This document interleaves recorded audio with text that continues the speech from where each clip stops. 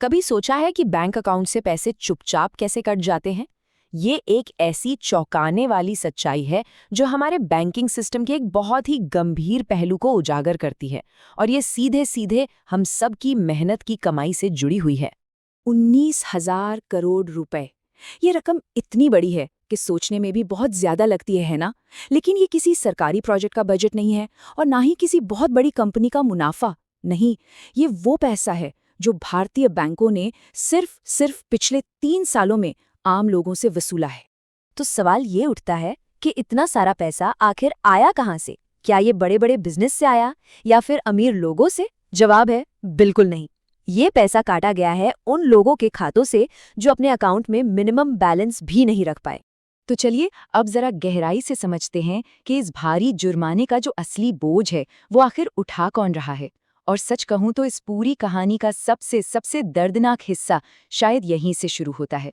देखिए, ये बात संसद तक में उठाई गई है। वहां भी यही कहा गया कि ये जो चार्जेस हैं ये सबसे ज्यादा उन लोगों को परेशान करते हैं जिनके पास पहले से ही पैसों की तंगी है।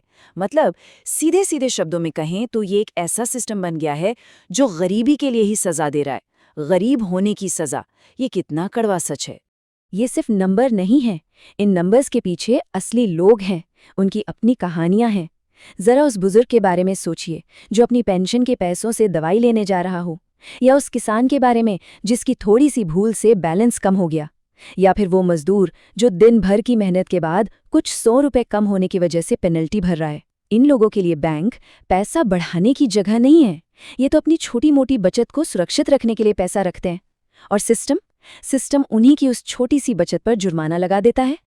अच्छा, तो अब ये समझते हैं कि ये पैसा काटा क्यों जा रहा है और कौन से बैंक इसमें सबसे आगे हैं, क्योंकि इसके पीछे के जो नियम कानून हैं उनको जानना भी बहुत जरूरी है। तो देखिए ये वसूली कितनी बड़ी है। प्राइवेट बैंकों ने करीब करीब 11,000 करोड़ रुपए वसूले हैं। और ऐसा नहीं है कि सरकारी बैंक पीछे हैं, उन्होंने भी 8,000 करोड़ रुपए से ज्यादा का जुर्माना लगाया है। मतलब ये कोई छोटी मोटी रकम तो बिल्कुल भी नहीं है। अब सवाल है कि ऐसा हो क्यों रहा है? हो इसलिए रहा है क्योंकि नियमों के हिसाब से बैंकों को ये पूरी आज़ादी मिली हुई है कि वो खुद अपने मिनिमम बैलेंस के नियम बनाएं और पेनल्टी भी खुद ही तय करे। बैंक अक्सर तर्क देते हैं कि भाई अकाउंट चलाने में खर्चा होता है, ऑपरेशनल कॉस्ट आती है, और ये चार्जेस उसी खर्चे को पूरा करने के लिए हैं। तो इतनी सब बातों के बाद सबसे जरूरी सवाल, हम अपनी मेहनत की कमाई को इन चार्जेस से बचाएं तो बचाएं कैसे? क्योंकि सही जानकारी हो तो बचाव बिल्कुल मुमकिन है। देखिए, इसका एक बहुत ही सीधा और साफ हल है जिसे कहते हैं basic savings bank deposit account, या शॉर्ट में BSBDA। ये एक ऐसा स्पेशल अकाउंट है जिसमें मिनिमम बैलेंस रखने का कोई झंझट ही नहीं है। मतलब जीरो बैलेंस पर भी कोई पेनल्टी नहीं लगेगी। और सबसे अच्छी बात पता है क्या है?